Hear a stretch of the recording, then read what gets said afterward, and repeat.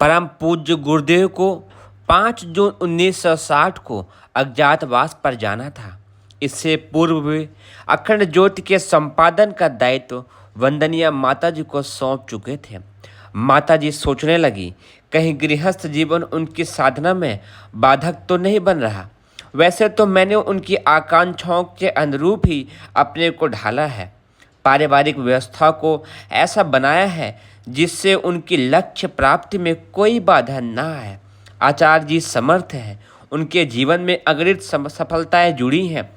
गृहस्थ जीवन में साधना का प्रयोग यदि व्यर्थ भी चला जाए तो भी उनका कुछ बिगड़ता नहीं। शेष सफलताएं उनके जीवन को प्रकाशमान बनाए रखने के लिए पर्याप्त हैं। पर मेरा तो अपने जीवन में एकमात्र प्रयोग रहा है गुरुदेव के अनुकूल अपने को ढालना और परिवार का वातावरण भी वैसा ही बनाना। यदि यह प्रयत्न व्यर्थ गया तो यह मेरे लिए अत्यंत लज्जा और दुखी की बात होगी। यह बात मैंने लगभग 1 वर्ष पूर्व उन्हें बता दी थी कि जब उन्होंने इस प्रकार की बात की, लाखों अनुयायी भी यही सोचेंगे कि जब गुरुजी अपने गृहस्थ धर्म में साधना नहीं कर पाए तो हम लोग कैसे सफल होंगे। माताजी सोचने लगी, अनेक साधक अपने आध्यात्मिक साधना में आचार्य जी से नियमित मार्गदर्शन प्राप्त करते हैं। उन्हें भी उनके अज्ञातवास से काफ़ी असुविधा होगी। तपोभूमि और अखंड ज्योति संस्थान के संचालन में भी उनकी अनुपस्थिति से परेशानी होगी। आचार्य जी ने काफ़ी सोच समझ के यह प्रस्ताव मेरे सामने रखा था, पर जब मैंने अपनी बात उनके सामने रखी तो उन्होंने पुनर्विचार करने का आश्वासन दिया था। पुनर्विचार के बाद अपने पूर्ण के निर्णय की उन्होंने पुष्टि की और कहा, साधना और तपश्चर्या में भिन्नता है।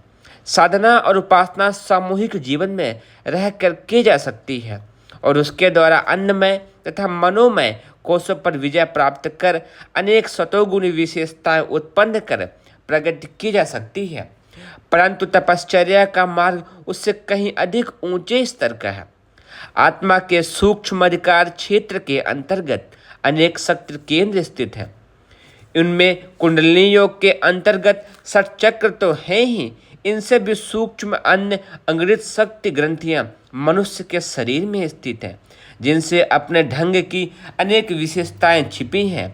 उन्हें जागृत एवं क्रियाशील कर मनुष्य अपने अंदर शक्तिशाली चुंबकीय क्षेत्रों को सृजन करने में समर्थ हो सकता है। अब वैसी विशिष्ट स्थिति में पहुंचा जाता है कि अखिल विश्व के अदृश्य अंतरिक्ष से प्रकृति और परमेश्वर की अनेकों विभूतियां अपनी ओर आकर्षित कर सकें। तप का उद्देश्य उन आध्यात्मिक शक्तियों की उपलब्धि है जो अपने साथ साथ दूसरों को भी आध्यात्मिक शक्ति से ओत-प्रोत कर सके। घर का वातावरण आज सात्विक हो तो उपासना का क्रम आनंद पूर्वक चल सकता है, पर तप एक विशेष प्रकार की वैज्ञानिक प्रक्रिया है जिसके लिए नीरव एवं निर्बाध वातावरण की आवश्यकता होती है। पारिवारिक जीवन में तपश्चर्या संभव नहीं हो सकती।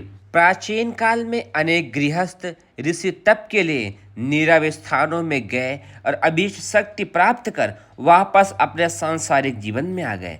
वशिष्ठ, विश्वामित्र, लोमस, जमदाग्नि, अत्रि, याज्ञवल्क्य आदि कई बालकों के पिता थे और अपने धर्म पत्नियों के साथ गृहस्थ व्यवस्था में रहते हुए भी सघन वनों में तपश्चर्या हेतु जाया करते थे। भगीरथ ने गंगा को लाने के लिए प्रचंड तप किया। उद्देश्य पूरा होने पर पुनः अपने घर आ गए। पार्वती ने पति पाने के लिए, ध्रुव ने ऐश्वर्य पाने के लिए, मन शत्रुपा ने दिव्य पुत्र प्राप्त करने के लिए तप किए। लक्ष्य प्राप्ति के बाद अपने अपने घरों को लौट आए। पूज्य गुरुदेव ने वंदनीय माता जी को आश्वस्त किया कि वे न संन्यास ले रहे हैं न सार्वजनिक जीवन से ही अलग हो रहे हैं। तप साधना के बाद उनकी शक्तियां और भी प्रखर हो जाएंगी।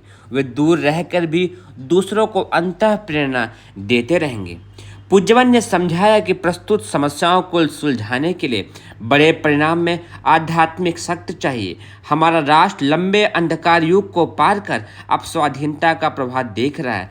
हमारी सबसे बड़ी सनातन संपत्ति आध्यात्मिकता के विकास हेतु जो प्रयास होने चाहिए थे, उस दिशा में उदासीनता तथा उपेक्षा दिखाई दे रही है। जिन आंतरिक सद्गुणों के आधार पर कोई समुदाय महान बन सकता है, उन्हें विकसित करने वाला आध्यात्म आज उपेक्षा के गर्त में पड़ा है। उसे अग्रगामी बनाकर ही मानवता का सच्चा स्वरूप देखा जा सकता है। देश का विकास तभी संभव होगा जब यहाँ के निवासी उज्जवल चरित्र तथा उच्च आदर्शों को कार्यान्वित कर अपने देश में तथा सारे संसार में उज्जवल भविष्य का दर्शन करा सकेंगे। पूज्यवन ने भी यह भी कहा, अखंड ज्योति के लिए वे प्रकाशन सामग्री समय पर भेजते रहेंगे और गायत्री तपोभूमि के संचालन पर दृष्टि बनाए रखेंगे। अब माता जी का समाधान हो चुका था और गुरुदेव अपने अज्ञातवास पर निकल गए।